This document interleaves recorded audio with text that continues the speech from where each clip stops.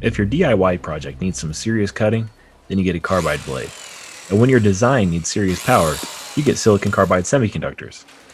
Mike Williams is Infineon's version of the vest-wearing hardware store employee that can help you fix anything. Except Mike knows all about power and how silicon carbide can help in your next design. Thanks for joining us, Mike. So, Mike, where do we start? Well, let's talk about a little bit about the core technologies and why silicon carbide is really a big advantage over other switching technologies for certain applications. And silicon carbide, it really comes down to, what type of applications you're using the product in and what your desired increases, one, in performance, robustness, and then also, just application performance overall. So silicon carbide devices really bring increased performance by having lower overall switching losses of the device, particularly when it comes to high frequency of operation. So when you're targeting applications that are in excess of 100 kilohertz, you'll see a significant advantage with silicon carbide devices over that of silicon-based technology. You combine that with the higher robustness of the device, one in terms of overall temperature of operation, and then Infineon also incorporates our proprietary trench topology, which brings added robustness over DMOS-based topologies from some competitors in the marketplace. And what this allows you to do is essentially have higher power density in application because devices are running cooler. You can put more of those devices together, have less overall thermal dissipation at a higher load level. And then by reducing thermal considerations in the applications, you really drive lower total system costs. So smaller heat sinking, as well as faster switching frequencies lead to smaller magnetics.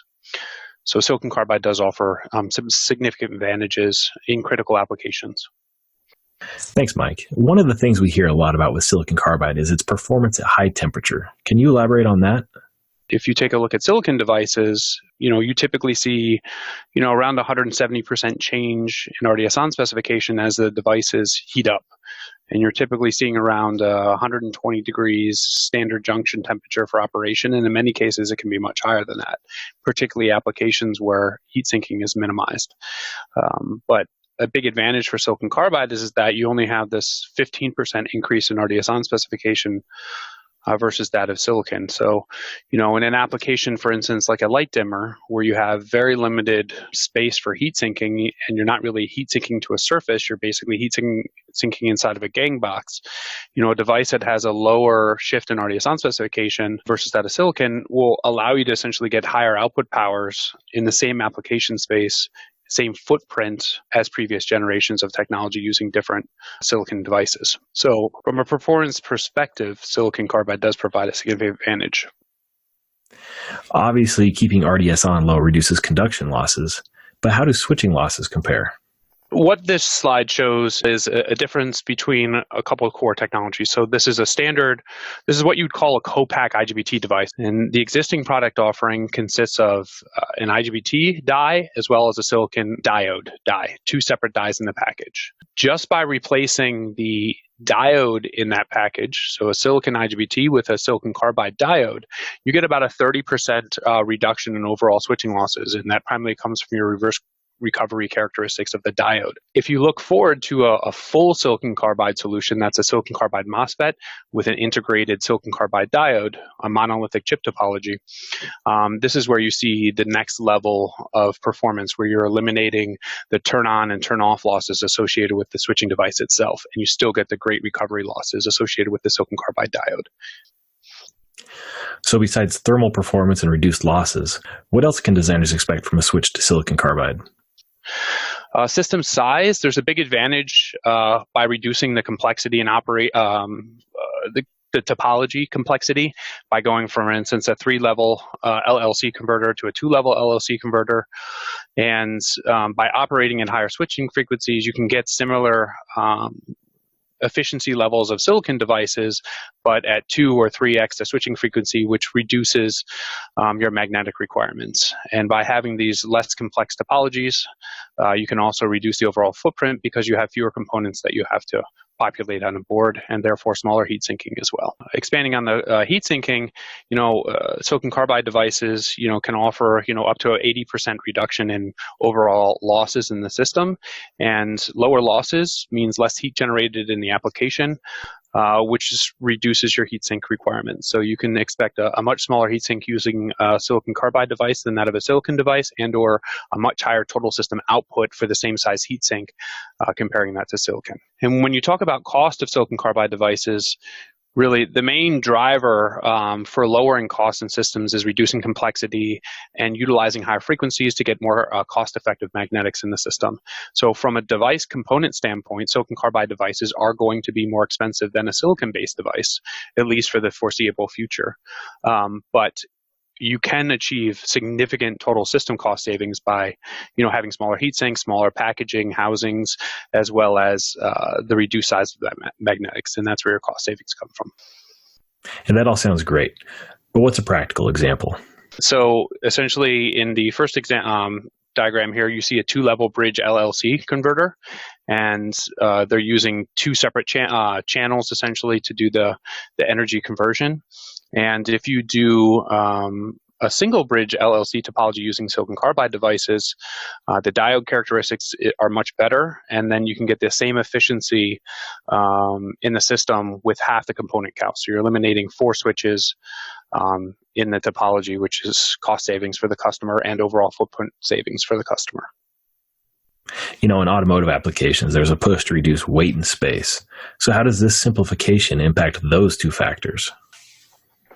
Well, TO-247 devices are relatively light, so you're not, from a component perspective, it's not substantial. But when you start thinking about the heat sinking and the magnetics associated with it, then you can start to see some pretty good gains in terms of total weight and package. So this package could probably be 20% smaller than that of the original design.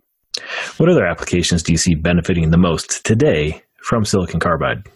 I would say high energy storage applications that are using, high switching frequencies.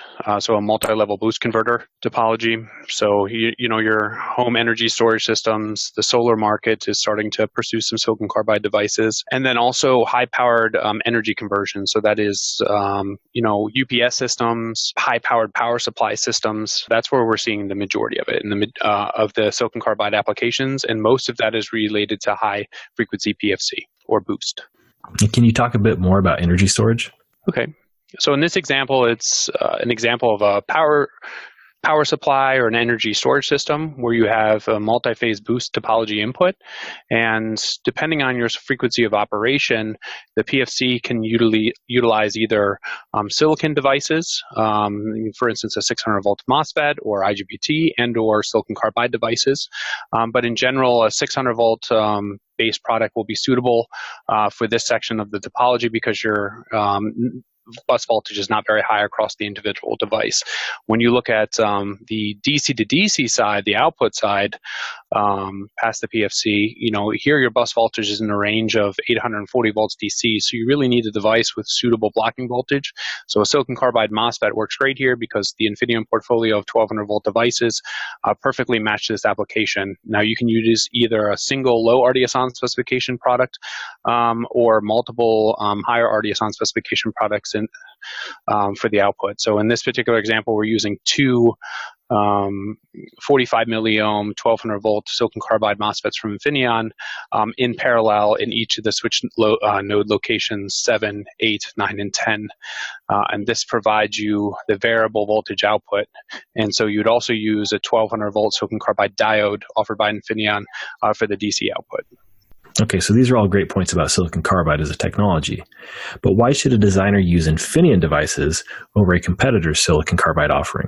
Infineon has been in the silicon carbide market for a long time. So when you compare Infineon devices versus that of competition, some of our competitors use a DMOS topology. And we explored this early on in our investment in silicon carbide, but then chose to utilize trench topology, which we've been working with for more than 30 years with our IGBT technology. And what trench topology does is essentially allows you to achieve a much lower RDS-on specification with a lower gate drive voltage, and it provides a much more robust gate oxide topology.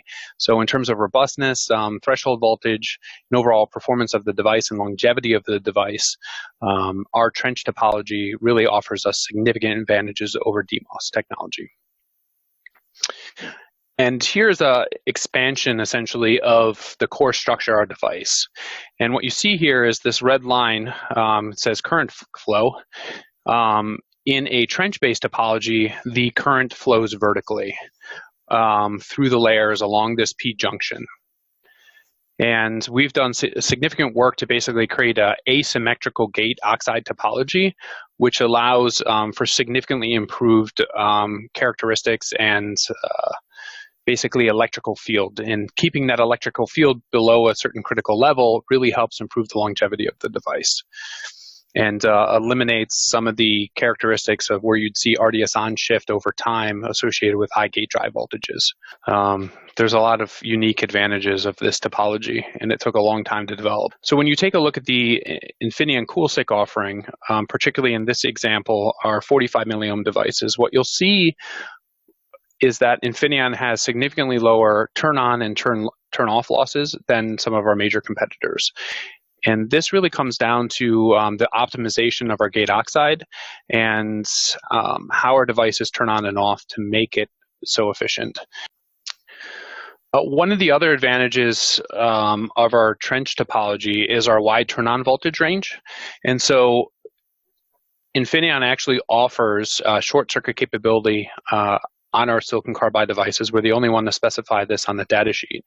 And you can get 3 microseconds of short circuit capability when you use a VGS specification or gate drive voltage of 15 volts. Now, the devices are capable of being driven at higher voltages as well. So if you increase from 15 volt VGS to 18 volt VGS, you get about a 25% reduction in RDS on specification, but you lose the ability to have short circuit current rating. One other key advantage for Infineon with respect to the gate oxide topology that we have is the gate threshold voltage that we offer. So because of the asymmetrical gate, you get a substantially higher VGS specification threshold voltage. So and what threshold voltage does is provide you robustness in terms of noise immunity. So let's say you're doing an industrial drive application, you have long cables.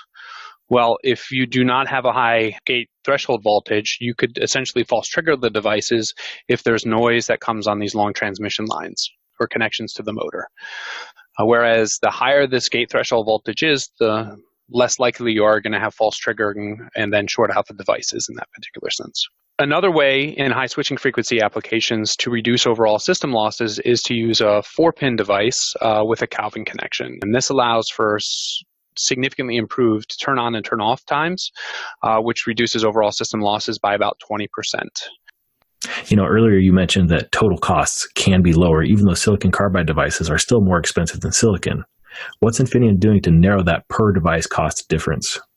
In addition to the investments that we're doing in terms of capacity, we've also made acquisitions. And one of these is Siltectra. And what this company does is they've created a cold splitting process for silicon carbide wafers. And this allows us to essentially take a standard raw wafer, process it, and make a silicon carbide MOSFET, and then go through a splitting process. And that creates a whole nother wafer available to reprocess and create more devices. That's a pretty unique process. And in terms of products, what are some of the latest or most interesting products that you have? So in terms of a release product offering, we have a complete offering of TO247 discretes available in 1200 volts and 650 volts. And then also we have for higher power applications, a complete offering of module-based solutions. That's the EZ1B and EZ2B, and transitioning to 62 millimeter devices, as well as the very high power device at XHP. So we can cover essentially applications anywhere from the kilowatt range all the way up into the megawatt range. The product offering that I'm responsible for is the discrete product offering within the silicon carbide 1200 volt solutions. We have RDS on specifications from 30 to 350 milliohms.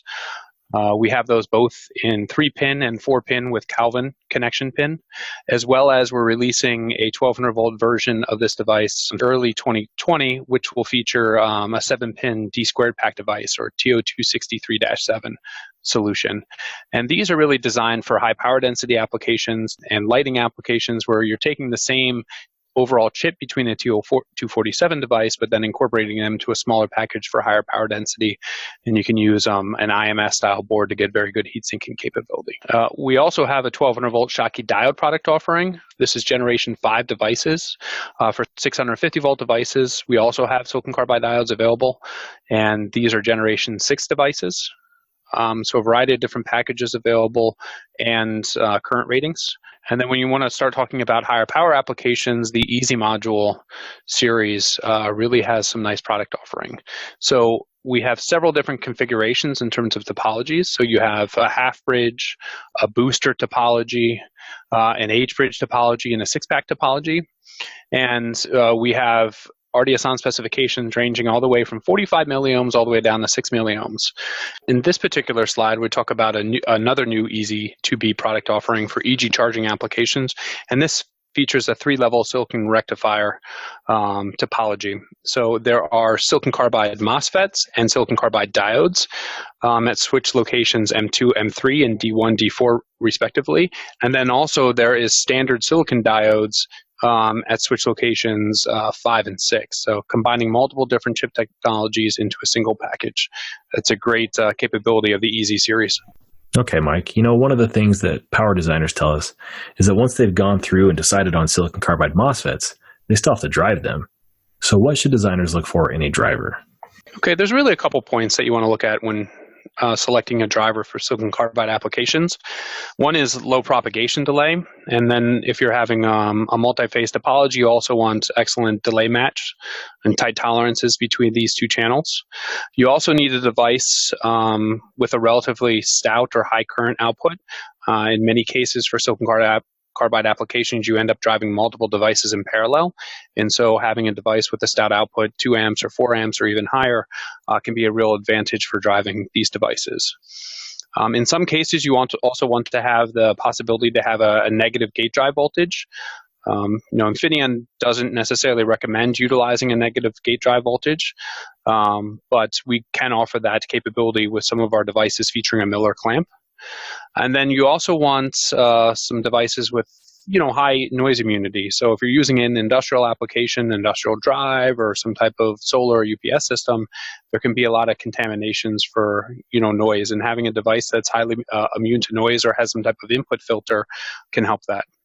And because Infineon product offering has short circuit capability, you can also select some gate drivers with basically short circuit detection and use that to protect the devices. Now, some of the devices in our portfolio have short circuit capability detection in roughly 2 microseconds, and that matches very nicely with the silicon carbide offering that we have.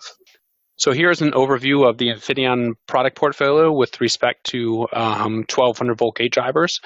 Now, these devices are typically what you would utilize for your high side drivers. So we have some single channel devices here. And then we also have a complete product offering of low side drivers, which you can use that are not isolated. But within this product portfolio, we have devices that are UL 1577 qualified. Some devices have the class 10 rating. We also have a new product family coming out called the X3 series, which will feature VDE-11 qualification or full galvanic isolation qualification. These are available in 2 different basically creepage specifications, 150 mil devices, which we call our compact series, and then our 300 mil devices, which feature the UL qualification for isolation. Thanks, Mike. That's a lot of great info. Is there anything else you want to add before we wrap this up? So the Infineon 1200 volt CoolSiC MOSFET portfolio, we have a flexible gate drive capability on the device. If you drive the device at 15 volts VGS specification, you can get short circuit capability. But if you drive the device at 18 volts, you can get a lower RDS(on) specification. We also have optimized the device for 0 volt turn on. So much simpler gate drive topology. You don't need to go negative to drive our device, particularly at high switching frequencies. In terms of reliability of our device, the gate drive oxide topology that we have with our trench topology really provides some significant advantages. And we're keeping the voltage levels low enough on the gate that you're not subjecting the device to early wear out. And then we have a full product offering of gate drivers in our ICE driver product portfolio that match very nicely to our CoolSiC product offering. Okay, well, thanks, Mike, for your time and for sharing your insights on silicon carbide and its applications and how designers can take advantage of your 1200 volt CoolSiC portfolio. If you'd like more information on Infineon's 1200 volt CoolSiC MOSFETs and drivers, click the links in the description or visit us at Mauser.com. And be sure to check back soon for the next episode of Tech Chats.